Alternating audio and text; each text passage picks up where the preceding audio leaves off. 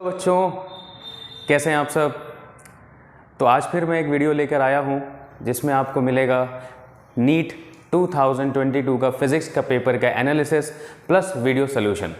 लेकिन ये करने से पहले मैं कुछ चीज़ आपको बताना चाहता हूं। कल जो नीट का पेपर हुआ उसके अंदर अगर किसी का कंसेप्चुअल अंडरस्टैंडिंग अच्छी थी फिज़िक्स में तो उसके लिए पेपर बहुत अच्छा था, लेकिन जिसकी कंसेप्चुअल अंडरस्टैंडिंग कमज़ोर थी या कंसेप्ट हिला हुआ था तो उसके लिए वो पेपर डिफ़िकल्ट रहा होगा। तो नीट के एग्ज़ाम के एक दिन पहले मैंने एक वीडियो बनाया था, last minute strategy for physics. अगर किसी बच्चे ने उस वीडियो को बहुत ध्यान से पढ़ा होगा या बहुत ध्यान से देखा होगा तो उसमें मैंने कहा था कि कंसेप्चुअल अंडरस्टैंडिंग बहुत इंपॉर्टेंट है। डायरेक्ट फार्मूला बेस्ड क्वेश्चन आएंगे जो कि आए, थोड़ी देर में आपको एनालिसिस में बताऊंगा मैं कौन कौन से क्वेश्चन डायरेक्ट फार्मूला बेस्ड थे। तो आपके सामने आपके स्क्रीन पर नीट 2022 फिजिक्स पेपर का एनालिसिस है। जैसे कि आप देख सकते हैं सेक्शन ए में क्लास 11th मैकेनिक्स से इजी क्वेश्चंस थे 8, मीडियम थे 4, डिफ़िकल्ट कोई भी क्वेश्चन नहीं आया था। टोटल 12 क्वेश्चन मैकेनिक्स से आए थे। फिर क्लास 11th में ही हीट वाले सेक्शन से इजी क्वेश्चन 1 थे, मीडियम 1 था, डिफ़िकल्ट कोई भी क्वेश्चन नहीं थे। टोटल 2 क्वेश्चन हीट सेक्शन से आए थे। एसएचएनएम वेव्स में से सिर्फ एक ही क्वेश्चन आया था जो कि बहुत ईजी था। तो ये टोटल मिला के 11th में 15 क्वेश्चन आपको आए थे। क्लास 12 की अगर बात करें इलेक्ट्रोडायनेमिक पार्ट में 4 इजी क्वेश्चन थे, 4 मीडियम थे, एक डिफ़िकल्ट क्वेश्चन आया था। अगर कंसेप्ट सही था तो आपका इसमें भी अच्छा स्कोर हो सकता था। तो 9 क्वेश्चन टोटल इलेक्ट्रोडायनेमिक्स से आए थे। ऑप्टिक्स में 4 क्वेश्चन बहुत ईजी आए थे और मॉडर्न और इलेक्ट्रॉनिक्स से टोटल 7 क्वेश्चन आए थे, जिसमें से 4 क्वेश्चन ईजी थे, 3 क्वेश्चन मीडियम थे, डिफ़िकल्ट क्वेश्चन कोई भी नहीं था। सेक्शन बी की अगर बात करें तो मैकेनिक्स क्लास 11th में इजी क्वेश्चन 2 आए थे, मीडियम 2 आए थे, डिफ़िकल्ट कोई क्वेश्चन नहीं था, टोटल 4 क्वेश्चंस। हीट में अगर आप देखें 11 सेक्शन से तो एक ही क्वेश्चन आया था सेक्शन बी में, और एसएचएनएम वेव में देखें तो आप मीडियम एक क्वेश्चन आया था। इलेक्ट्रोडायनेमिक्स अगर क्लास 12 से देखिए तो 3 इजी टॉपिक से आए, 3 इजी क्वेश्चंस थे और 2 मीडियम क्वेश्चंस थे और एक डिफ़िकल्ट क्वेश्चन आया था। तो टोटल क्वेश्चन 6 बनते हैं सेक्शन बी में क्लास 12 से इलेक्ट्रोडायनेमिक पार्ट से। ऑप्टिक्स में देखा जाए तो एक ही क्वेश्चन आया था। मॉडर्न इलेक्ट्रॉनिक्स से देखा जाए तो एक क्वेश्चन बहुत इजी आया था, एक क्वेश्चन थोड़ा सा डिफ़िकल्ट रहा है। तो 2 क्वेश्चन सेक्शन बी में मॉडर्न एंड इलेक्ट्रॉनिक्स में क्लास 12 से। तो ये रहा फिजिक्स का पेपर का एनालिसिस फिजिक्स का। तो सबसे पहला जो क्वेश्चन है आपको स्क्रीन पर भी दिखाई दे रहा होगा कि 2 hollow conducting spheres of radii r1 and r1 is greater than r2 have equal charges भी इक्वल हैं ऐसा कहा गया है। Potential would be. तो सबसे पहले यहाँ पे ऑप्शन को छोड़ते हैं, हम ये देखते हैं कि पोटेंशियल का फॉर्मूला होता क्या है। सो पोटेंशियल का फॉर्मूला वी नो कि k/q/r, ये होता है पोटेंशियल का फॉर्मूला। अगर आप ध्यान से देखो यहाँ पर तो बोला है दोनों पे चार्जेस सेम है, यानी चार्ज कांस्टेंट हो जाएगा। k तो कांस्टेंट होता ही है, तो इसका मतलब आपका जो पोटेंशियल है वो किस पे डिपेंड करने लगा अब इनवर्सली, r पे करने लगा। अगर r पे इनवर्सली प्रोपोर्शनल है आपका पोटेंशियल तो बताओ पोटेंशियल ज्यादा किस में होगा, जिसका रेडियस स्मॉलर होगा। तो यही तो क्वेश्चन पूछा ना, पोटेंशियल विल भी देखो वहां पे देखो, more on smaller sphere, equal on both the sphere, dependent on the material property of the sphere, more on bigger sphere. तो बिगर स्फीयर पे मोर हो नहीं सकता, क्योंकि अगर बिगर हो गया तो ये बड़ा हो जाएगा तो ये छोटा हो जाएगा, क्योंकि इनवर्सली प्रोपोर्शनल है। तो इसीलिए option number 1 more on smaller sphere, क्योंकि स्मॉलर स्फीयर में रेडियस कम होगा, तो रेडियस अगर कम होगा तो आपका पोटेंशियल ज्यादा होगा। So more potential on smaller sphere. तो बढ़ते हैं दूसरे क्वेश्चन की तरफ। The angular speed on a flywheel moving with a uniform angular acceleration changes from 1200 rpm to 3120 rpm in 16 seconds. The angular acceleration in radian per second square is।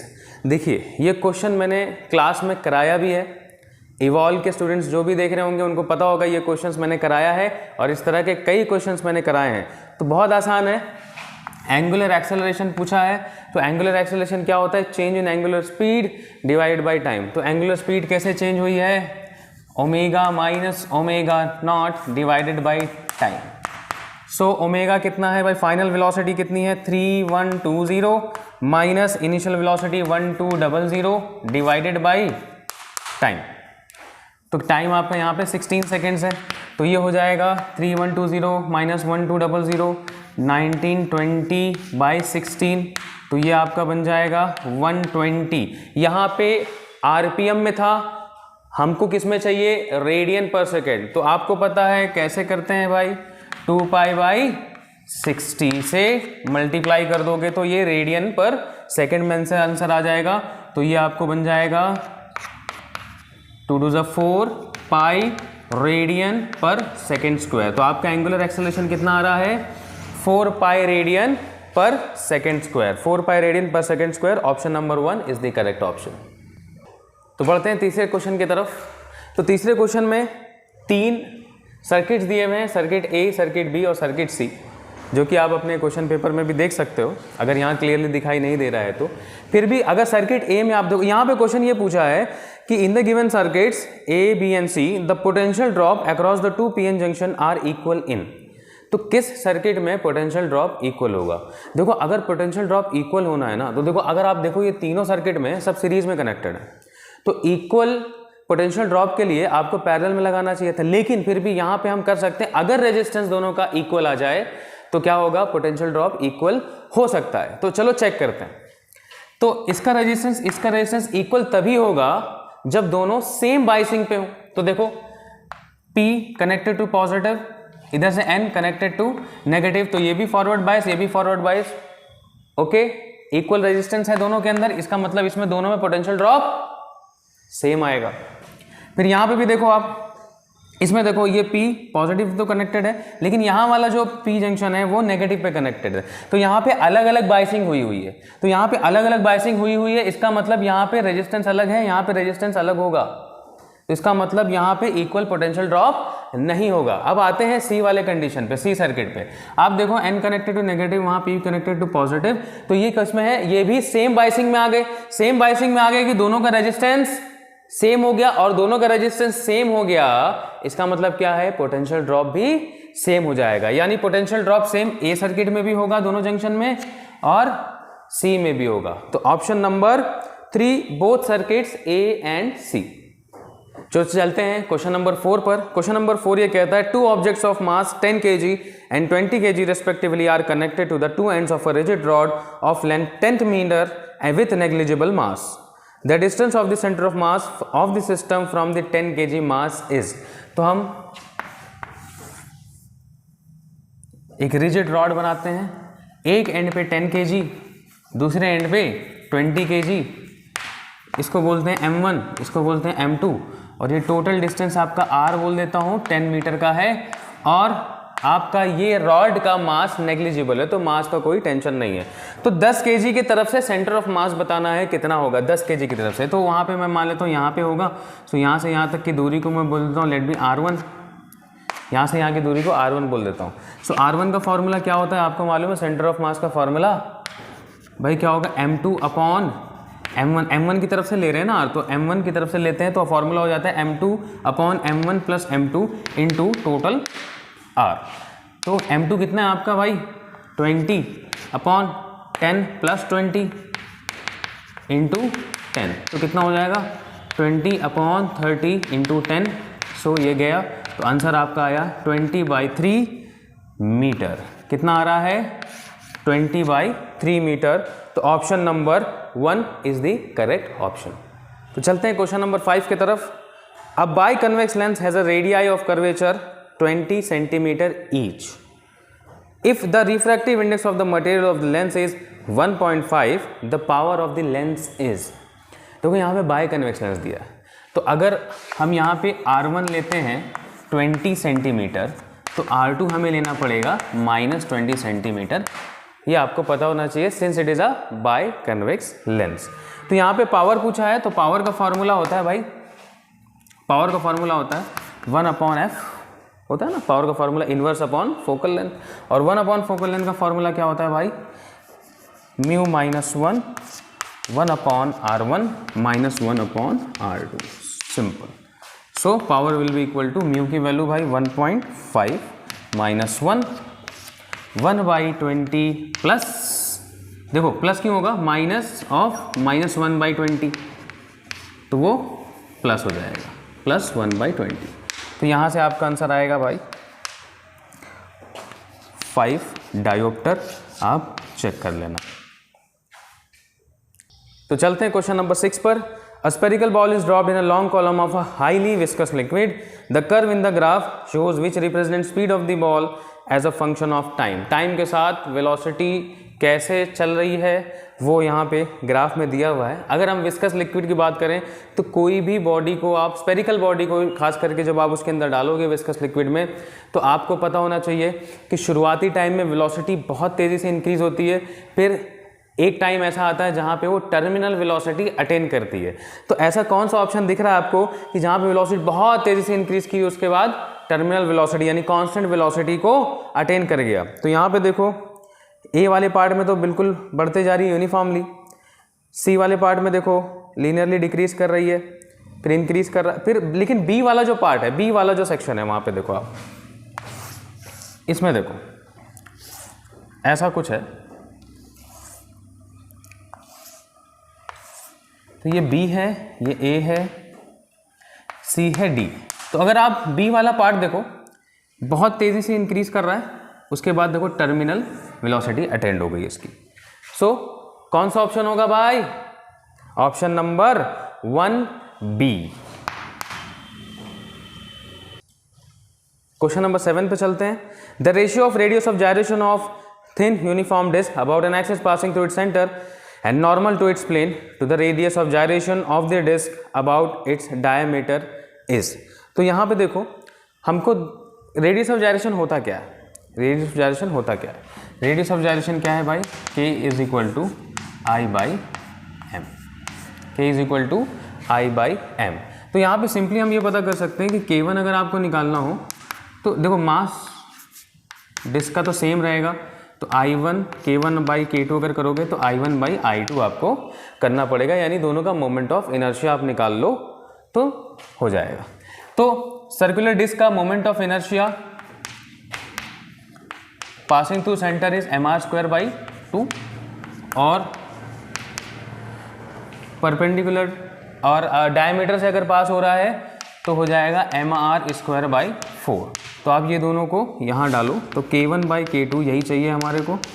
So this becomes mr² by 2 divided by mr² by 4। तो 4 ऊपर जाएगा, 2 नीचे आएगा, तो हो जाएगा आपका ये √2 by 1। So the option is 1। Option number 1 is the correct option. Question number 8 पे चलते हैं। A shell of mass m is at rest initially. It explodes in 3 fragments having mass in the ratio 2:2:1. If the fragments having equal mass fly off along mutually perpendicular direction with speed v, the speed of the third यानी lighter fragment क्या होगा? ये question पूछा है, बहुत आसान question है। इस तरह के कई क्वेश्चन मैंने क्लास में कराए हैं, बहुत सारे क्वेश्चन कराए हैं। तो सिंपली आपको क्या करना है, मोमेंटम कंजर्व करवाना है। तो इनिशियली रेस्ट पर है तो इनिशियल मोमेंटम क्या होगा भाई? 0 होगा, तो फाइनल मोमेंटम के बराबर कर देते हैं। तो एक काम करते हैं, मास अगर रेशियो में है 2:2:1 तो आपका मोमेंटम क्या होगा? 2mv i cap plus 2mv j cap, क्योंकि दोनों परपेंडिकुलर है तो एक आई ले लेंगे, एक को जे में ले लेंगे, जे कैप हो गया, प्लस हमारा जो m है लास्ट में जो मास बचा है उसकी वेलोसिटी मान लो u मैं बोल देता हूँ उसको, वो कितनी होगी। तो जब इन तीनों का मोमेंटम मैं प्लस करूंगा तो ये हो जाएगा फाइनल मोमेंटम आपका बॉडी का। तो वो किसके बराबर होना चाहिए भाई? इनिशियल मोमेंटम जो कि है 0। तो यहाँ से हम सॉल्व करेंगे तो ये हमारा हो जाएगा mu will be equal to, उसको उधर भेज दो तो हो जाएगा -2mv i cap -2mv j cap. तो एक काम करते हैं, m को कॉमन लेके निकाल देते हैं। तो आपका जो u आ रहा है वो कितना आ रहा है? -2v i कैप आ रहा है, -2v j कैप आ रहा है। तो यहाँ पे हमको आप क्वेश्चन में देखो कि मैग्नीट्यूड पूछा है, तो मैग्नीट्यूड पूछा है तो ये तो वेक्टर फॉर्म में आ गया। इसका मैग्नीट्यूड अगर मुझे निकालना हो तो क्या करेंगे भाई? √2v का स्क्वायर प्लस 2v का स्क्वायर। तो क्या हो जाएगा भाई आपका? 2v square, 2 times 2v square, तो 2v बाहर आ जाएगा तो 2√2 टाइम्स v। सो ये है आपका answer. So the option is 2 √2v। Question number 9 पे चलते हैं। A long solenoid of radius 1 mm has 100 turns per mm. If 1 ampere current flows in the solenoid the magnetic field strength at the centre of the solenoid is. बहुत आसान question है, बहुत आसान question है, सीधा फॉर्मूला बेस्ड है। मेरी video अगर आप लोगों ने देखी होगी पहले वाली, नीट के एग्जाम के एक दिन पहले मैंने बताया था कि इलेक्ट्रोडायनामिक्स से जितने भी क्वेश्चन आएंगे सारे के सारे फॉर्मूला बेस्ड आएंगे, थोड़ी सी कंसेप्चुअल अंडरस्टैंडिंग होनी चाहिए, दैट्स इट। तो अगर आप देखो क्वेश्चन में सीधा सीधा फॉर्मूला बेस्ड है। फॉर्मूला क्या है? म्यू नॉट एन आई, यही है ना फॉर्मूला। एन क्या है? Number of turns per unit length, तो वो चीज दी हुई है डायरेक्टली हमारे को। तो म्यू नॉट का formula 4 pi into 10⁻⁻7 multiply by number of turns per unit length कितना दिया हुआ? 100 टर्न्स पर mm दिया हुआ है, पर mm दिया है। तो mm में अपने को क्या करना है? mm से मीटर में कन्वर्ट करना है। तो क्या कर देंगे? पर मीटर कर दिया इसको, इनटू करंट कितना फ्लो हो रहा है? 1। खत्म कहानी। सॉल्व करेंगे 4 इंटू 3.14 कितना हो जाता है? 12.56 इंटू 10⁻³ ऊपर आएगा, 2 से हो जाएगा 10⁵ और यहाँ 10⁻⁻7 है तो कितना आएगा? 10⁻²। Since it is magnetic field तो यूनिट होगी टेस्ला, तो ये है आपका आंसर। तो ये है option number 1 is the correct option. चलते हैं क्वेश्चन नंबर 10 पर। लिखा है let T1 and T2 be the energy of electron in the first and the second excited state of hydrogen atom respectively according to Bohr's model of an atom the ratio of T1:T2 is. तो सबसे पहला formula समझ लीजिए कि energy का formula क्या होता है। तो अगर मैं T की बात करूँ, एनर्जी क्योंकि यहाँ से T से लिया है, तो एनर्जी से बात करूँ T तो क्या होगा भाई आपका? -13.6 Z² by n²। Z² by n², where Z is the atomic number। Atomic number कितना है? n क्या है? कौन से एक्साइटेड स्टेट में है? तो यहाँ पे बोला है भाई कि T1 और T2 ये दोनों एनर्जी लेवल है किसके? फर्स्ट और सेकंड एक्साइटेड स्टेट के। तो Z की वैल्यू तो 1 होने वाली है, तो इसका मतलब T1 की वैल्यू क्या हो जाएगी? -13.6, 1 का square 1 by first excited state, मतलब first and second excited state. तो फर्स्ट एक्साइटेड स्टेट का मतलब होता है भाई 2, फर्स्ट एक्साइटेड स्टेट का मतलब होता है सेकेंड ऑर्बिट यानी 2। तो 2 का स्क्वायर, फिर T2 कितना हो जाएगा भाई आपका? -13.6। सेकेंड एक्साइटेड स्टेट मतलब 3 का स्क्वायर। बात खत्म होगी। T1/T2 कर दो। सो आपका T1/T2 कितना हो जाएगा? यही तो चाहिए हमारे को। -13.6 गया तो 3² यानी 9 ऊपर चला जाएगा, 2² यानी 4, तो 9/4। तो option number 3 is the correct option. चलते हैं क्वेश्चन नंबर 11 पर। A light ray falls on a glass surface of refractive index √3 at an angle 60 degree. The angle between the refracted and reflected rays would be. तो एक काम करते हैं, मैं surface बनाता हूँ, इस पर नॉर्मल एक बना देता हूँ। तो इंसिडेंट कर रहा है भाई कितने एंगल पर? 60 डिग्री एंगल पर। तो आपको पता होना चाहिए अगर यहाँ से रिफ्लेक्शन पॉसिबल है तो क्या होगा? सेम एंगल पर आपका रिफ्रैक्टेड एंगल भी होगा, रिफ्लेक्टेड एंगल 60 डिग्री। और यहाँ पे कुछ लाइट अंदर भी जाएगी क्योंकि एयर से ग्लास में जा रहा है। तो एयर का रिफ्रैक्टिव इंडेक्स कितना होता है? 1। ग्लास का रिफ्रैक्टिव इंडेक्स कितना होता है? दिया हुआ है √3। ठीक है, तो यहाँ पे हम मान लेते हैं लेट इट बी R1। तो हमको क्या पूछा है पता है? इसके बीच का एंगल, यानी रिफ्रैक्टेड रे और रिफ्लेक्टेड रे के बीच का एंगल पूछा है। सिंपल है। तो अगर मुझे ये एंगल मिल जाए तो मुझे मालूम है ये 60 होता है, ये 60 होता है, ये मुझे चाहिए तो इसको मैं x मान लेता हूँ। तो ये प्लस ये टोटल 180 होता है, मुझे मालूम है। तो सिर्फ अगर मुझे R1 मिल जाए तो सारी कहानी खत्म हो सकती है यहीं पे। तो मुझे पता है R1 क्या है? Angle of refraction. तो आपको पता है स्नेल्स लॉ अगर मैं यहाँ पे लगाऊं तो क्या होगा? 1 into sine 60 is equal to √3 times sine R1। बस कहानी खत्म। साइन 60 कितना होता है भाई? √3/2। यहाँ पे √3 sine R1, √3 cancel, sine R1 half आ रहा है, इसका मतलब R1 का एंगल R1 कितना है? 30 डिग्री। कहानी खत्म, पैसा हजम। सो ये R1 इधर आ गया भाई 30 डिग्री।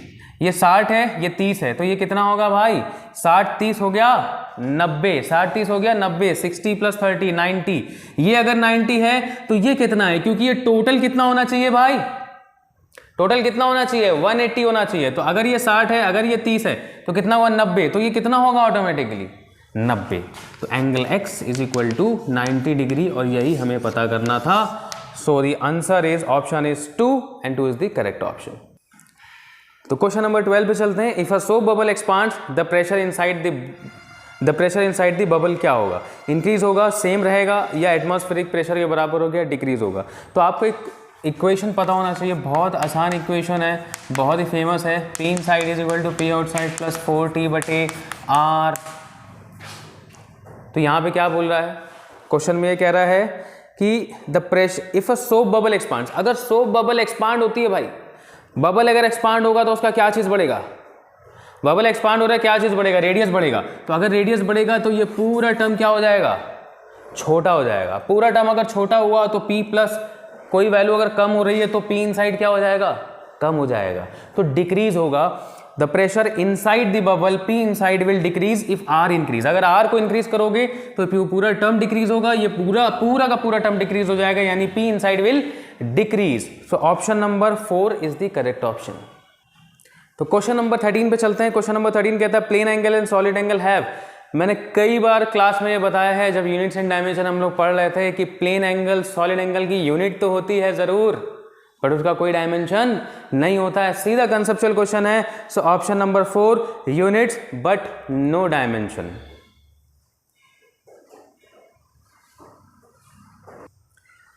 क्वेश्चन नंबर 14 की तरफ चलते हैं। When light propagates through a material medium of relative permittivity epsilon and relative permeability μr, the velocity of light v is given by, और c क्या है? Velocity of light in vacuum. तो हमको मालूम है velocity of light in medium is nothing but velocity of light in vacuum divided bye refractive index. ये तो सबको मालूम है। तो रिफ्रैक्टिव इंडेक्स का फॉर्मूला होता है भाई, क्या होता है रिफ्रैक्टिव इंडेक्स का formula? μr × εr, μr × εr। सीधा उठा के यहाँ रखो तो क्या हो जाएगा? v = c/√μr er। बताओ कौन सा ऐसा ऑप्शन लग रहा है आपको? Option number 3 is the correct option. तो क्वेश्चन नंबर 15 की तरफ बढ़ते हैं। Two resistor of resistance 100 ohm and 200 ohm are connected in parallel in an electrical circuit. The ratio of the thermal energy developed in 100 ohm to that in 200 ohm in a given time is. तो सबसे पहले एक दिमाग लगाना है अपने को। दिमाग ये लगाना है कि अगर 100 ओम और 200 ओम पैरेलल में कनेक्टेड है ना, तो अगर पैरेलल में कनेक्टेड है तो इनके अक्रॉस पोटेंशियल क्या होता है? इनके अक्रॉस जो यहाँ है वही यहाँ पे भी है, वही यहाँ पे भी है। Potential is same, potential is same. तो आ जाओ, अगर इसमें पावर अपन निकालते हैं, P1 will be equal to what? v²/r1, और इसमें निकालते हैं सेकंड वाले में तो हो जाएगा v²/r2। देखो दोनों में v सेम रहेगा क्योंकि पैरेलल में कनेक्टेड है भाई। पैरेलल में कनेक्टेड है तो रेशियो निकाल दो दोनों का, पावर 1/2, v² कट हो जाएगा तो हो जाएगा r2/r1, जो कि है 200/100। खत्म कहानी। तो कितना आ रहा है रेशियो? 2:1। सो ऑप्शन है आपका भाई 2:1। Option number 1 is the correct option. तो चलते हैं क्वेश्चन नंबर 16 पर। The graph which shows the variation of de Broglie wavelength lambda of a particle and it's associated momentum p। तो देखो यहाँ पे सिंपल सा एक फॉर्मूला है जो सबको मालूम है, सबको पता है, ठीक है। तो लैम्डा कैसे डिपेंड कर रहा है मोमेंटम से? कैसे कर रहा है मोमेंटम से डिपेंड? इनवर्सली प्रोपोर्शनल है। तो ग्राफ कैसा होगा भाई? ऐसा होगा ना। तो option number 3 is the correct option. तो बढ़ते हैं अगले क्वेश्चन की तरफ। Question number 17। A square loop of side 1 metre and resistance 1 ohm is placed in a magnetic field of 0.5 tesla. If the plane of the loop is perpendicular to the direction of magnetic field, the magnetic flux through the loop is. देखो बहुत ही आसान question है, बहुत ही आसान question है, direct formula based. तो magnetic flux पूछा है आपसे। मैग्नेटिक फ्लक्स का फार्मूला क्या होता है? BA cos theta, where theta is the angle between magnetic field and area vector के बीच में जो एंगल होता है उसको थीटा कहते हैं। तो यहाँ पे एंगल क्या होगा, देखो यहाँ पे एंगल सीधा सीधा बता दिया आपको कि अगर लूप है perpendicular to direction of magnetic field तो एरिया वेक्टर क्या होगा भाई, मैग्नेटिक फील्ड और एरिया वेक्टर के बीच में एंगल हो जाएगा जीरो, एंगल हो जाएगा जीरो, तो theta will be equal to directly B A. So कितना हो रहा है 0.5, एरिया कितना है भाई आपका 1 मीटर का साइड है तो मीटर स्क्वायर होता है यानी 1 का स्क्वायर, तो कितना आ रहा है 0.5 weber. Direct solution, direct question application, तो option number 1 0.5 weber is the answer. बढ़ते हैं क्वेश्चन नंबर 18 की तरफ। mLt⁻⁻2 a⁻⁻2 बिलोंग्स टू, ये किसका डायमेंशन है। देखो अगर आप लोगों ने डायमेंशन अच्छे से पढ़ा है तो ये देखो ये क्या चीज़ है, ये क्या चीज़ है, ये क्या चीज़ है, क्या चीज़ है, ये फोर्स है ना, फोर्स। ये क्या चीज़ है भाई, एम्पियर। तो एम्पियर को जब आप नीचे लेके जाओगे तो क्या हो जाएगा आई स्क्वायर, आई स्क्वायर। ओह कुछ तो नज़र, यहाँ पे देखो फॉर्मूला क्या मतलब क्या क्या दिया हुआ है, किसका हो सकता है, self inductance, magnetic permeability, electric permittivity, magnetic flux. तो एक काम करते हैं, तो मुझे जहाँ तक ये लग रहा है कि फोर्स अपॉन आई है तो एल वेल का भी कुछ चक्कर होगा, देख लेते हैं एक बार कैसा होता है। अगर आप मैग्नेटिक परमेबिलिटी में अगर आप देखोगे तो आपको पता है मैग्नेटिक फील्ड क्या होता है, म्यू नॉट एन बटे एल आई, ये मालूम है आपको भाई। मैग्नेटिक फील्ड पे अगर मैग्नेटिक फील्ड में कोई चार्ज आता है कुछ ऐसा होता है तो फोर्स लगता है उस पर, कैसा कितना फोर्स लगता है भाई, कितना फोर्स लगता है। Current carrying conductor in a magnetic field force क्या लगता है, F is equal to B I L. तो B की जगह अपन क्या लिख सकते हैं, F अपॉन आई एल। तो यहाँ पे अपन लिख देते हैं F अपॉन आई एल, कितना हो जाएगा mu not an by L I. देखो एल एल कैंसिल हो गया दोनों तरफ से, एल एल दोनों तरफ से कैंसिल हो गया, आई नीचे आएगा तो क्या बन जाएगा आई स्क्वायर। भाई ये एन क्या है, नंबर ऑफ टर्न्स, तो इसका तो कोई डायमेंशन होगा नहीं, तो यहाँ पे क्या बचा फिर आपका म्यू नॉट। तो F by I square, F by I square, F by I square क्या बच रहा है भाई, मैग्नेटिक परमियाबिलिटी का ये डायमेंशन दिया है। तो option number 2 is the correct option. Question number 20 में अगर आप देखो कि in half wave rectifier if the input frequency is 60 hertz then the output frequency will be. तो यहाँ पे अगर मैं आपको डायग्रामेटिकली समझाऊं इसको, तो ये आपका 60 हर्ट्ज आ रहा है और आपने इसी को उठाकर हाफ वेव में रेक्टिफाई कर दिया, दूसरा वेव आप रेक्टिफाई नहीं कर पाओगे, फिर तीसरे वेव पे आएगी। तो यहाँ पे हम लोग को एक कंडीशन देखो, फिर दूसरा वेव जब चलेगी तो इधर पे आ जाएगा, तो आपको हाफ वेव रेक्टिफिकेशन समझता है। तो यहाँ पे एक कंसेप्ट मैंने पढ़ाया है क्लास में भी, कई सारे बच्चों को ये पता भी होगा कि जो इनपुट फ्रीक्वेंसी होती है हाफ वेव रेक्टिफायर में वही आउटपुट फ्रीक्वेंसी भी होती है। तो इनपुट फ्रीक्वेंसी कितनी दे रहा है 60 हर्ट्ज की, 60 हर्ट्ज की, तो आउटपुट फ्रीक्वेंसी कितनी की हुई 60 हर्ट्ज की। So option number 2 is the correct option. तो क्वेश्चन नंबर 21 पे चलते हैं। An ideal gas undergoes 4 different process from the initial state as shown in the figure below. Those processes are adiabatic, isothermal, isobaric and isochoric. The curve which represents the adiabatic process among 1, 2, 3 and 4 is. तो adiabatic process आपको समझाना है। तो देखो आपको पता होना चाहिए, यहाँ पे देखो क्या लग रहा है 1 वाले केस में, देखो आपका वॉल्यूम तो बढ़ रहा है, सॉरी आपका प्रेशर बढ़ रहा है बट वॉल्यूम वहीं का वहीं है, तो ये हो गया आइसोकोरिक। 1 वाला क्या हो गया भाई आइसोकोरिक, तो ये नहीं हो सकता ऑप्शन। फिर 4th वाला देखो आपका वॉल्यूम बढ़ा रहे हो बट प्रेशर नहीं बढ़ रहा है, तो ये हो गया आइसोबैरिक। क्या हो गया आइसोबैरिक। ये वाले केस में आप देखो 3 वाले केस में ये आइसोथर्मल लग रहा है आपको।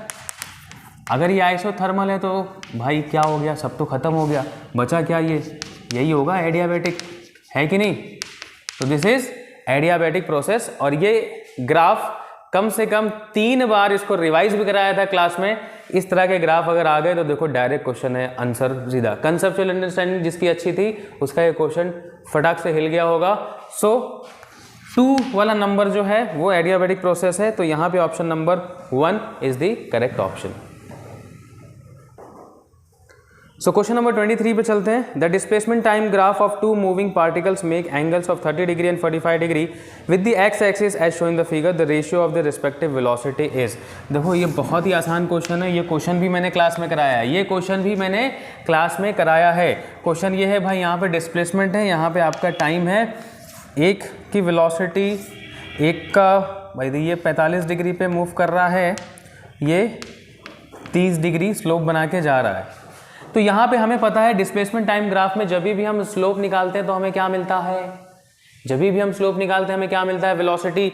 तो यहाँ पे स्लोप क्या होता है भाई, स्लोप क्या होता है, स्लोप क्या होगा भाई, tan थीटा। स्लोप क्या होगा, tan थीटा।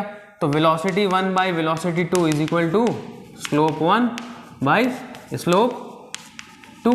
खत्म हो गई कहानी। v1 upon v2 is equal to tan 30 by tan 45। भाई tan 30 कितना होता है, 1/√3। tan 45 कितना होता है, 1। तो कोई दिक्कत नहीं, तो option is, answer is 1/√3। So option है आपका option number 3 is the correct answer. चलो क्वेश्चन नंबर 24, इसमें बोला है in Young's double slit experiment a student observe 8 fringes in a certain segment of screen when a monochromatic light of 600 nanometre wavelength is used. If the wavelength of light is change to 400 nanometre then the number of fringes he would observe in the same region of the screen। Same region है तो हमारे पास formula है ना भाई, क्या बोलता है, n lambda d by D. Same fringes है तो ये कहानी क्या हो जाएगी, सेम हो जाएगी सबके लिए। तो क्या बचेगा, n lambda. So y1 will be n1 lambda 1, y2 will be n2 lambda 2। खत्म। और ये दोनों क्या है भाई, ये दोनों सेम हैं तो क्या होगा, n1 lambda 1 will be equal to n2 lambda 2। तो नंबर ऑफ फ्रिंजेस n2 चाहिए अपने को, तो नंबर ऑफ फ्रिंजेस 8 इंटू कितना है लैम्डा 1, 600 नैनोमीटर। देखो नैनोमीटर से मीटर में कन्वर्ट करने की जरूरत नहीं क्योंकि दोनों तरफ से कट जाएगा। सो ना n2 will be equal to, second wavelength है 400। खत्म कहानी। 4 1 जा 4, 4 2 8, कितना हो गया भाई n2 आपका 12। तो कितनी फ्रिंजेस बनेंगे, सेम रीजन पर कितने फ्रिंजेस बनेंगे, 12। So option number 3 is the correct option. So question number 25 पे चलते हैं। The peak voltage of AC source is equal to, देखो पीक वोल्टेज चाहे पीक करंट हो वो हमेशा √2 times of the RMS value होता है। सो यहाँ पे ऑप्शन नंबर सेकंड कि √2 times the RMS value of the AC source will be the peak voltage. तो correct option is option number 2। So चलते हैं क्वेश्चन नंबर 26 पे। If the initial tension on a stretch string is doubled then the ratio of the initial and final speed of the transverse wave along the string is. देखो हमको पता है कि velocity जो होती है हमारी वो किस पे डिपेंड करती है, अंडर रूट टेंशन पर, अंडर रूट टेंशन पर डिपेंड करती है। ठीक है, तो एक काम करते हैं हम लोग। So v1 will be equal to under root t1 divide में अगर v2 करूँगा तो हो जाएगा अंडर रूट t2। तो ये हो जाएगा v1 upon v2 is equal to under root t1 upon t2। तो इनिशियल का क्या कर दिया भाई, डबल कर दिया। तो क्या हो जाएगा, यहाँ इसकी जगह क्या हो जाएगा 2 टाइम्स t1। खत्म कहानी। तो कितना बच रहा है, 1 upon under root 2। So option क्या हो जाएंगे आपके, option number 2 is the correct answer. 1 is to √2 will be your answer. चलो तो अगले क्वेश्चन की तरफ चलते हैं। क्वेश्चन नंबर 27, दो स्टेटमेंट दिए हुए हैं। पहला स्टेटमेंट ये है, Biot-Savart's law give us the expression for magnetic field strength of an infinitely small current element ideal of a current carrying conductor only। so yes, this is the correct statement, क्योंकि आपको पता है infinitely small current carrying element dl के लिए ही बायोट-सैवर्ट्स law है μ0/4 I dl cross r vector divided by r cube. ये पता है आपको, तो ये स्टेटमेंट करेक्ट है। सेकेंड स्टेटमेंट ये है, Biot-Savart's law is analogous to Coulomb's inverse square law of charge q। ठीक है, यहाँ तक तो ठीक लग रहा है। With the former being related to the field produce by a scalar source I dl while the latter being produce by a vector source q। तो वेक्टर सोर्स q तो वेक्टर है नहीं, और स्केलर बोल दिया है I dl को, ये तो वेक्टर क्वांटिटी है dl। ओहो, तो ये स्टेटमेंट रॉन्ग हो गया। तो statement 1 is correct, statement 2 is wrong. So option number 2 is correct, statement 1 is correct and statement 2 is incorrect. चलते हैं अगले क्वेश्चन की तरफ। Question number 28, as the temperature increases the electrical resistance. देखो टेम्परेचर बढ़ाने पे कंडक्टर का रेजिस्टेंस बढ़ता है और सेमीकंडक्टर का रेजिस्टेंस घट जाता है। ये मैंने क्लास में जब इलेक्ट्रिक करंट पढ़ा रहा था तो भी बताया था, प्लस जब मैं सेमीकंडक्टर बताया था कि जब टेम्परेचर देते हैं तब उसकी कंडक्टिविटी बढ़ती है, यानी रेजिस्टिविटी कम हो जाती है। सेमीकंडक्टर में भी ये बात मैंने 2-3 बार बताई थी क्लास में। सो कौन सा करेक्ट होगा भाई? इन रेजिस्टेंस किसकी बढ़ जाएगी? कंडक्टर की रेजिस्टेंस बढ़ जाएगी और सेमीकंडक्टर की रेजिस्टेंस घट जाएगी। तो option number 2 increases for conductors but decreases for semiconductor. तो option number 2 is the correct option. तो अगले क्वेश्चन की तरफ बढ़ते हैं। Question number 29, the energy that will be ideally radiated by 100 kilowatt transmitter in 1 hour. Simple question, simple formula based. Power पूछा, energy पूछा है, तो एनर्जी क्या है? Power into time. पावर किस में दिया हुआ है भाई? किलोवाट में, तो आप उसको वाट में कन्वर्ट करो। 100 किलोवाट है, यानी 100 इंटू 10 टू द पावर 3 वाट हो गया, मल्टीप्लाई बाई टाइम 1 आवर है। 1 आवर का मतलब होता है कितना सेकेंड? 3600। तो बस कुछ नहीं करना है, 36 ऐसे लिखना है, बाकी 0 काउंट कर देना। 1 2 3 4 5 1 3 4 5 6 7। तो 36 into 10 to the power 7, since it is an energy, तो answer will be 36 into 10 to the power 7 joule, जो कि है option number 4 is the correct option. चलते हैं क्वेश्चन नंबर 30 पर। क्वेश्चन नंबर 30 ये कहता है, a body of mass 60 gram experiences a gravitational force of 3 Newton when placed at a particular point. The magnitude of gravitational field intensity at that point is. तो gravitational field intensity क्या होता है भाई? Force पर मास, force पर मास। तो force कितना है भाई आपका? 3 न्यूटन। मास कितना है? 60। अब 60 ग्राम है ना भाई, तो इसको किस में कन्वर्ट करना पड़ेगा अपने को? किस में कन्वर्ट करना पड़ेगा अपने को? 60 ग्राम है, तो ग्राम की जगह क्या लगाना पड़ेगा आपको? किलोग्राम। तो किलोग्राम मतलब 10 टू द पावर -3। तो ये ऊपर चले जाएगा, हो जाएगा 10 टू द पावर 3 बाई 60। तो ये आपका आंसर हो जाएगा 50 न्यूटन पर केजी। कितना आएगा आंसर? 50 न्यूटन पर KG. So option number 1 is the correct option. So question number 31 में देखो, in the nuclear reaction the element X is. तो X कौन सा एलिमेंट होगा? देखो यहाँ पे बहुत ध्यान से देखना। तो ये आपको यहाँ पे आप क्या हो रहा है, एक इलेक्ट्रॉन रिलीज हुआ, यहाँ पे न्यूट्रिनो रिलीज होता है। तो न्यूट्रिनो का कोई रोल यहाँ पे होगा नहीं। तो यहाँ पे आप देख सकते हो ये बीटा नेगेटिव डीके है। तो आप यहाँ पे क्या लगा सकते हो भाई? एटॉमिक मास नंबर पे कोई डिफरेंस नहीं आएगा। किस में आएगा डिफरेंस भाई? एटॉमिक नंबर में। तो एटॉमिक नंबर भाई 11 है, तो इसमें से एक इलेक्ट्रॉन रिलीज हुआ, तो मतलब क्या आपका ये हो जाएगा 10। तो आप ऑप्शन में ढूंढ सकते हो जहाँ पे भी आपका एटॉमिक नंबर 10 है वो आपका करेक्ट ऑप्शन है। लेकिन साथ साथ ये भी ध्यान रहे कि एटॉमिक मास नंबर चेंज नहीं होगा, यानी ऊपर नंबर होना चाहिए 22 और नीचे नंबर होना चाहिए 10। तो ऐसा कौन सा ऑप्शन दिख रहा है आपको? Option number 2। उसमें क्या है भाई आपका? Neon 22 10। So this is the correct answer. So option number 2 is the correct answer. चलते हैं क्वेश्चन नंबर 32 पे। The angle between the electric lines of force and equipotential surface is.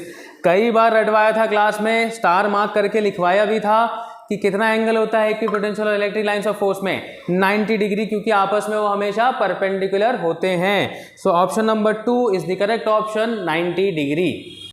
Question number 33 पे देखते हैं, copper wire of length 10 metre and radius 10 to the power -2 by pi metre has electrical resistance of 10 ohm. The current density in the wire for an electric field strength of 10 volt per metre is. सीधा सीधा formula based question है भाई। Current density will be equal to sigma E. भाई sigma क्या है? Conductivity. तो इसका उल्टा क्या हो जाएगा? रेजिस्टिविटी। क्लियर? तो आपका ये क्या हो जाएगा भाई? 1 अपॉन, इसकी जगह क्या लिख सकते हो? RA/L इंटू ई। सो करंट डेंसिटी क्या हो जाएगा भाई आपका? LE upon RA।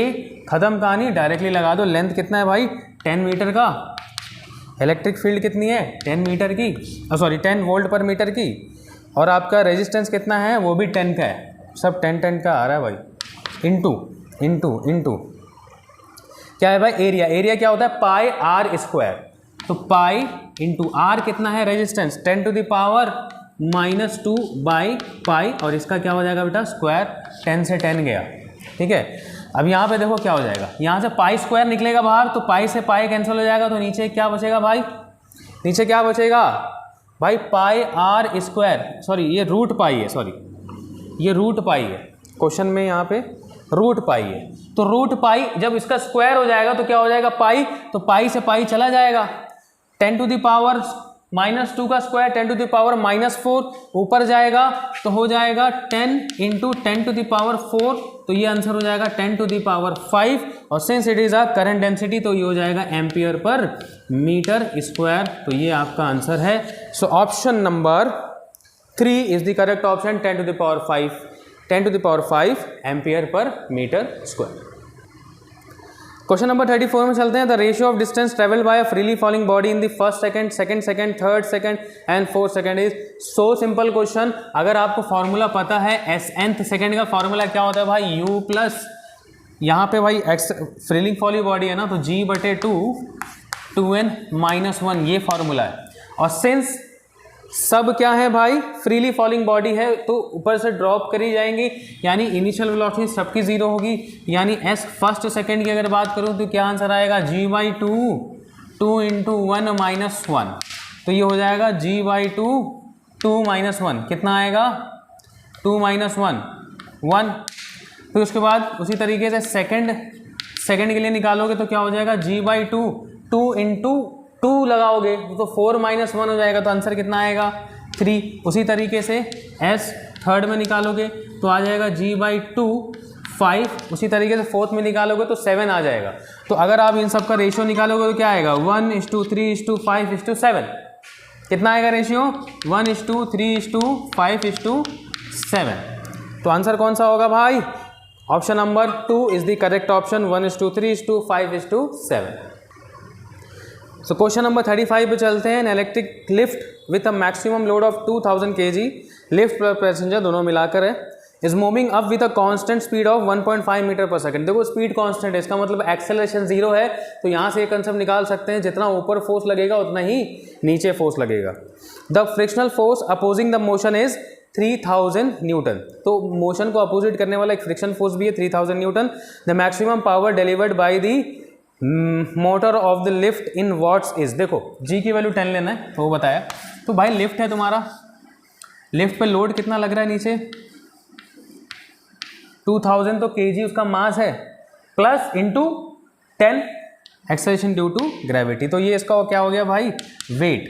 और नीचे ही की तरफ क्या लगेगा, क्योंकि लिफ्ट ऊपर जा रही है ना भाई, लिफ्ट ऊपर जा रही है तो उसका फ्रिक्शन कहाँ लगेगा, नीचे की तरफ। कितना बताया गया है 3000 न्यूटन, तो टोटल फोर्स कितनी हो गई भाई नीचे की तरफ, वेट प्लस ये फ्रिक्शनल फोर्स, तो कितना हो जाएगा 20000 प्लस 3000 कितना हो जाएगा 23000 न्यूटन का टोटल फोर्स नीचे की तरफ लग रहा है। उतना ही फोर्स कहाँ लगेगा ऊपर की तरफ। क्यों ऊपर की तरफ उतना ही फोर्स लगेगा जितना नीचे की तरफ है, क्योंकि भाई आपका कांस्टेंट वेलोसिटी के साथ चल रहा है, यानी एक्सेलरेशन 0 है। समझ गए। तो पावर क्या होता है भाई, पावर क्या होता है फोर्स इनटू वेलोसिटी। तो फोर्स कितनी हो जाएगी, जो ये है 23,000 इंटू वेलोसिटी कितनी है 1.5, तो आंसर आपका आना चाहिए 34500 वाट। सो ऐसा कौन सा ऑप्शन है, कहां पर है, option number 2 is the correct option. तो अगला क्वेश्चन है क्वेश्चन नंबर 36, सेक्शन बी में पहुंच गए हम लोग। The volume occupied by the molecules contain in 4.5 kg water at STP if the intermolecular forces vanishes away. देखो यहाँ पे सबसे पहले आप नंबर ऑफ मोल्स निकाल लो, सबसे आसान तरीका बता रहा हूँ। नंबर ऑफ मोल्स जब आप निकालोगे, नंबर ऑफ मोल्स क्या होता है, मास ग्राम में लेना है अपॉन मॉलिक्यूलर में। तो क्या हो जाएगा भाई, मास आपका कितना दिया है 4.5 kg, तो ये हो जाएगा 4500 ग्राम, और आपका मास कितना हो जाएगा भाई, वाटर है ना 18, सो कितना आएगा आपका आंसर 250। तो नंबर ऑफ मोल्स आ गया, सीधा सीधा PV is equal to NRT लगाओ, STP है ना स्टैंडर्ड, तो प्रेशर कितना हो जाएगा 1 इंटू वॉल्यूम आपको चाहिए इज इक्वल टू N कितना है 250, R कितना है 0.0821 मल्टीप्लाई बाई टेम्परेचर कितना होता है भाई 273.15। जो आप इसको करोगे तो आएगा 5606 लीटर्स में आएगा आंसर लीटर्स में आएगा। तो लीटर्स में आएगा, इसको मीटर क्यूब में करना है तो सिंपली क्या हो जाएगा भाई 5.6 606, यानी यहाँ पे सीधा सीधा ऑप्शन दिख रहा है 5.6 मीटर क्यूब का। So the option number 3 is the correct option. अगले क्वेश्चन पे चलते हैं। क्वेश्चन नंबर 37 कह रहा है the area of rectangular field in metre square of length 55.3 metre and breadth 25 metre after rounding off the value for correct significant digit is. तो आपको हमेशा याद होगा, मैंने ये क्लास में कई बार ये क्वेश्चन कराए, कम से कम 12 से 13 क्वेश्चन कराए सिर्फ इसी चीज़ पर कि अगर मल्टीप्लाइड फॉर्म में है तो जो भी दो नंबर का आप मल्टीप्लीकेशन कर रहे हो, उन दो नंबर का जो सबसे कम सिग्निफिकेंट फिगर वाला नंबर होगा वही उनके प्रोडक्ट का भी सिग्निफिकेंट फिगर होना चाहिए। तो आइए सॉल्व करते हैं। तो एरिया निकालना है। एरिया क्या होता है? Length into breadth. भाई लेंथ कितना है भाई? 55.3 मल्टीप्लाई बाई 25 ब्रेथ हो गया आपका। तो आंसर कुछ आता है 1382.5 मीटर स्क्वायर। कितना आ रहा है भाई? 1382.5 मीटर पर सेकेंड स्क्वायर, तो मीटर स्क्वायर। तो यहाँ पे देखो एक ऑप्शन है भी ये 1382.5, तो यही वाला करेक्ट किया होगा बहुत सारे लोगों ने। लेकिन अगर जिसने कंसेप्चुअल अंडरस्टैंडिंग रखी है तो यहाँ पता होना, क्योंकि यहाँ पे खुद बोला है कि सिग्निफिकेंट फिगर को ध्यान में रखते हुए, तो जब भी दो नंबर का मल्टीप्लिकेशन होता है तो उनका जो सबसे लोवेस्ट सिग्निफिकेंट फिगर होता है वही अपने को रखना है। तो सबसे लोवेस्ट सिग्निफिकेंट फिगर किसका है? 25, 2 है। लेकिन यहाँ पे कितना है? 1 2 3 4 5 आ गया, तो ये आंसर हो नहीं सकता। तो इसमें से देखो इससे क्लोजेस्ट कितना है?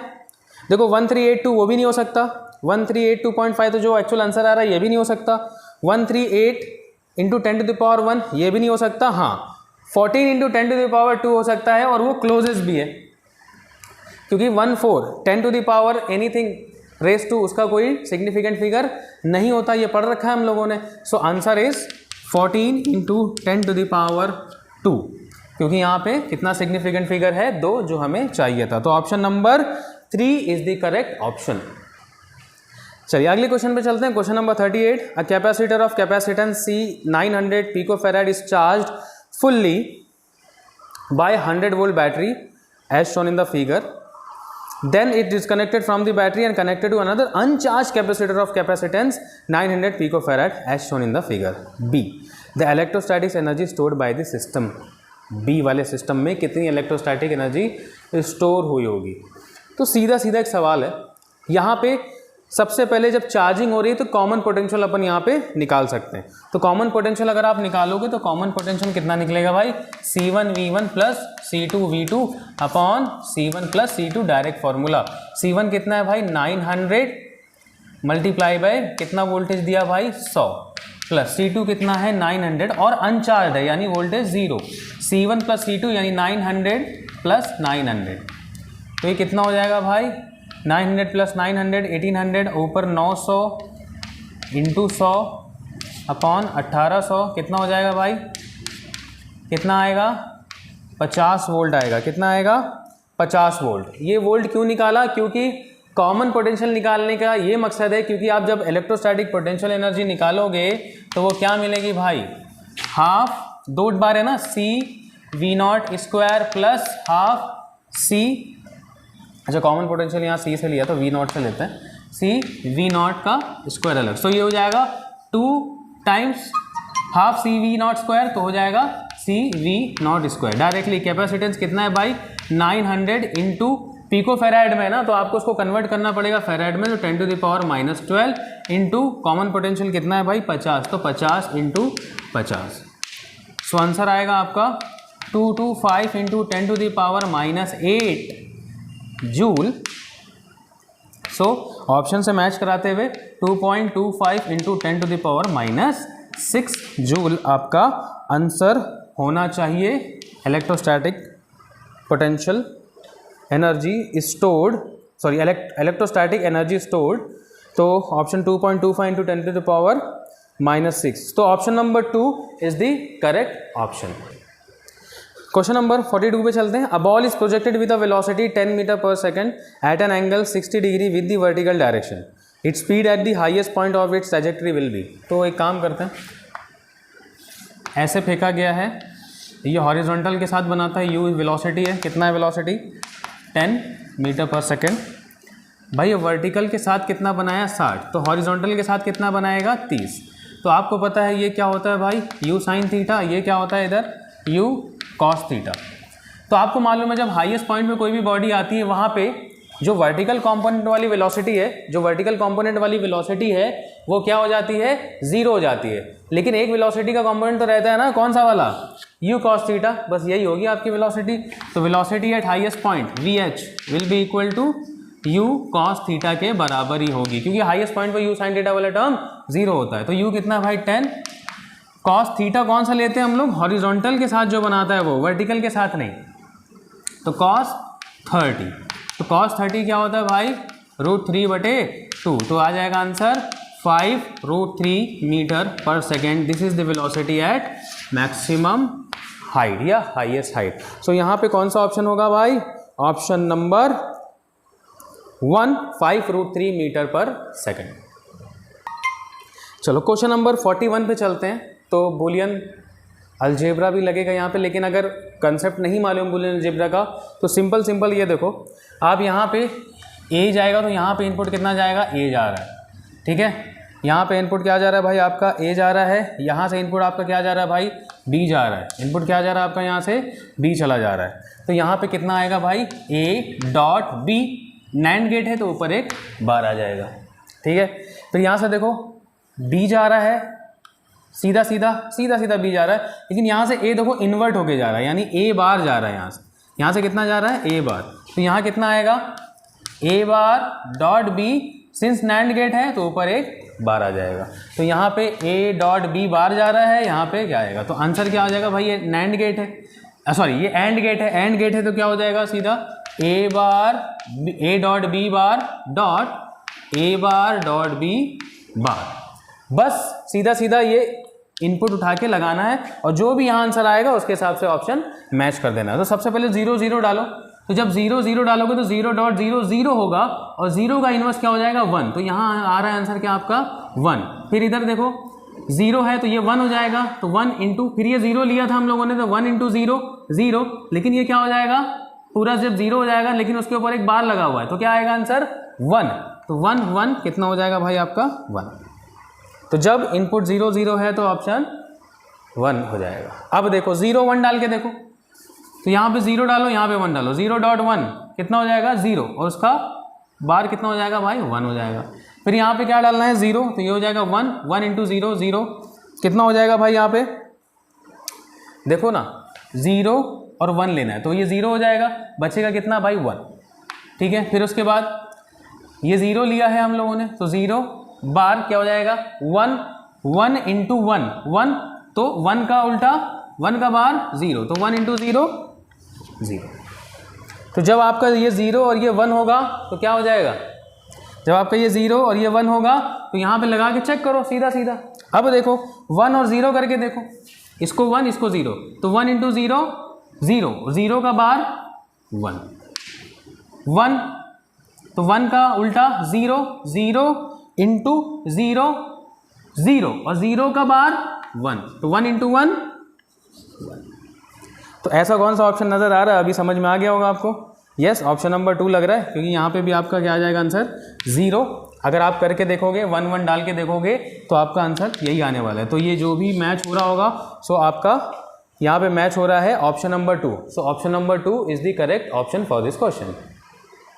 चलो अगले क्वेश्चन की तरफ चलते हैं। Question number 45, a series LCR circuit with inductance 10 Henry, capacitance 10 microfarad, resistance 50 ohm is connected to the AC source of voltage V is equal to 200 sin 100 omega t volt. If the resonant frequency of the LCR circuit is V naught and the frequency of the AC source is V, तो frequency of AC source अगर आपको निकालना है तो आपको पता होना चाहिए क्या होता है frequency of AC source, omega by 2 pi यही होता है। और आपको V is equal to 200 sine 100 t दिया हुआ है, तो यहाँ से आपको पता है 100 क्या है ओमेगा, तो सीधा डालेंगे 100 बाई 2 पाई, तो कितना आएगा भाई 50 बाई पाई। क्या आ रहा है भाई आपका, ये क्या आ रहा है आपका सीधा frequency of the AC source, frequency of the AC source 50 by pi. तो अगर थोड़ा सा दिमाग लगाओ, यहाँ पे 50 बाई पाई हर्ट्ज जो फ्रीक्वेंसी आ रही है वो एक ही ऑप्शन में नज़र आ रही है, वो आपको एक ही ऑप्शन में नज़र आ रहा है, देखो 50/π हर्ट्ज़, कौन सा ऑप्शन है वो। लेकिन फिर भी एक बार रेजोनेंट फ्रीक्वेंसी निकाल के देखते हैं। रेजोनेंट फ्रीक्वेंसी अगर निकालेंगे अपन तो कितना होता है 1/2π√LC। बस सीधा सीधा लगाओ, 2π√L कितना है भाई, इंडक्टेंस 10, कैपेसिटेंस कितना है 10 माइक्रोफेरेड, यानी 10 × 10⁻⁻6, ये 2, ये हो जाएगा 10⁻⁻4, -4 जब बाहर आ जाएगा 10⁻2 हो जाएगा, और ऊपर चला जाएगा तो 10⁻2/2π। तो 100/2π कितना आ रहा है 50/π हर्ट्ज़। यानी आपका AC सोर्स का फ्रीक्वेंसी और रेजोनेंट फ्रीक्वेंसी दोनों 50/π हर्ट्ज़ आ रहा है। So option number 1 is the correct option. तो पहले ही समझ जाना चाहिए था आपको, क्योंकि ये जो AC सोर्स का जो फ्रीक्वेंसी आ रहा है वो कितना आ रहा है 50/π, और एक ही ऑप्शन में है वो, लेकिन फिर भी आपको ये है फॉर्मूला निकालने का तरीका। Clear. So next question, question number 48, a big circular coil of 1000 turns and average radius 10 metre is rotating about its horizontal diameter at 2 radian per second. If the vertical component of the Earth's magnetic field at a place is 2 × 10⁻⁻5 Tesla, and electrical resistance of the coil is 12.56 ohm, then the maximum induced current in the coil will be। क्या होता है देखो, induced EMF का formula क्या होता है, induced EMF induce का formula क्या होता है NB⍵। तो इंड्यूस EMF है, अगर मैं इसको रेजिस्टेंस से डिवाइड कर दूं तो EMF अपॉन रेजिस्टेंस करंट बनेगा, तो यहाँ पे भी करना पड़ेगा, तो ये पूरा अपने को इंड्यूस करंट आ जाएगा। Current induced is equal to NB⍵/R। बस सीधा सीधा लगा देना है। नंबर ऑफ टर्न्स कितने हैं 1000, मैग्नेटिक फील्ड कितनी है 2 × 10⁻⁻5, एरिया क्या हो जाएगा भाई πr², r कितना है भाई 10⁻², r कितना है 10⁻², रेडियस ना, हाँ 10 का स्क्वायर हो जाएगा ना, 10 का स्क्वायर मल्टीप्लाई बाई कितना ओमेगा भाई 2 रेडियन पर second, divided by r, radius कितना है 12.56। देखो 12.56 जानबूझ के दिया है, क्यों दिया है, ये कितना है भाई 3.14 को 4 से डिवाइड कर दो कितना आएगा, 4 से मल्टीप्लाई कर दो कितना आएगा 12.56, खत्म हो गई कहानी। 2 2 4, ये भी 4 गया, तो बचा क्या भाई आपका, बचा क्या आपका 1 2 3 4 5, 2 बार भी हो जाएगा, तो 5 और 10⁻⁻5 कैंसल आउट हो जाएंगे, बचेगा कितना 1। सो आपका इंड्यूस करंट कितना आ रहा है भाई 1 एम्पियर का, इंड्यूस करंट कितना आ रहा है 1 एम्पियर का। So the option number is 2 is correct option 1 ampere. So next question पे चलते हैं। 2 point charges -q and +q are placed at a distance of L as shown in the figure. The magnitude of electric field intensity at a distance r बहुत ज़्यादा बड़ा है किससे, L से बहुत ज़्यादा बड़ा है, तो ये पता है कौन सा कंसेप्ट आ गया भाई, लार्ज डिस्टेंस पर इलेक्ट्रिक फील्ड इंटेंसिटी डायपोल की होती है, फॉर्मूला क्या होता है उसका Kp/r³ √1 + 3 cos² थीटा। तो ये टर्म पूरा कांस्टेंट है, ये टर्म पूरा कांस्टेंट है, तो आपका इलेक्ट्रिक फील्ड इंटेंसिटी किस पे डिपेंड कर रही है भाई 1/r³, यानी option number 1 is the correct option. So question number 50, last question. A nucleus of mass number 189 splits into 2 nuclei having mass number 125 and 64. The ratio of radius of 2 daughter nuclei respectively is। तो आपको पता होना चाहिए nuclear radius का formula क्या है, r × r0 a⁻1/3।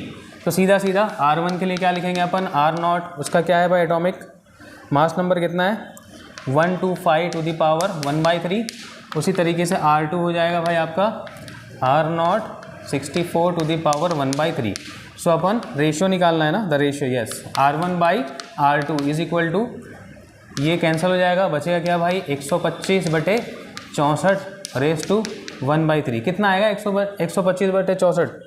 तो 125 का क्यूब रूट कितना होता है भाई, 125 का क्यूब रूट कितना होता है 5, डिवाइडेड बाई इसका क्यूब रूट कितना होगा 4। सो रेशियो क्या है R1/R2 5:4, so this is the correct option. तो रेशियो कितना आ रहा है 5:4 इज द करेक्ट आंसर। तो ये रहा आपका सोल्यूशन। तो इसमें अगर जो छूट गया हो तो इसी वीडियो के डिस्क्रिप्शन में आपको लिंक दिया जा रहा है, पूरा डिटेल सोल्यूशन हर एक क्वेश्चन का पूरा डिटेल के साथ आपको दिया गया है, और पेपर का एनालिसिस क्लास 11 से कितना क्या आया है, सारी जो हमने वीडियो में बात करी है सब वो इस डिस्क्रिप्शन में आपको नीचे लिंक में मिल जाएगा। तो उम्मीद करता हूँ सारे क्वेश्चन ईजी थे। इसमें से अगर आप देखो कि 35 क्वेश्चंस ऐसे हैं जो सीधा का सीधा फॉर्मूला बेस पे क्वेश्चन आया है, और उसमें से 5 से 6 क्वेश्चन ऐसे हैं जो सीधा सीधा आपको कंसेप्चुअल अंडरस्टैंडिंग है तो सीधा सीधा आपने टिक मार्क किया होगा। जिसकी कंसेप्चुअल अंडरस्टैंडिंग कम है उसको उससे क्वेश्चन बहुत कम हिला होगा। तो ये रहा क्वेश्चन, ये रहा सोल्यूशन, और मिलते हैं नेक्स्ट वीडियो में किसी न किसी चैप्टर के साथ। Till then bye bye everyone, take care.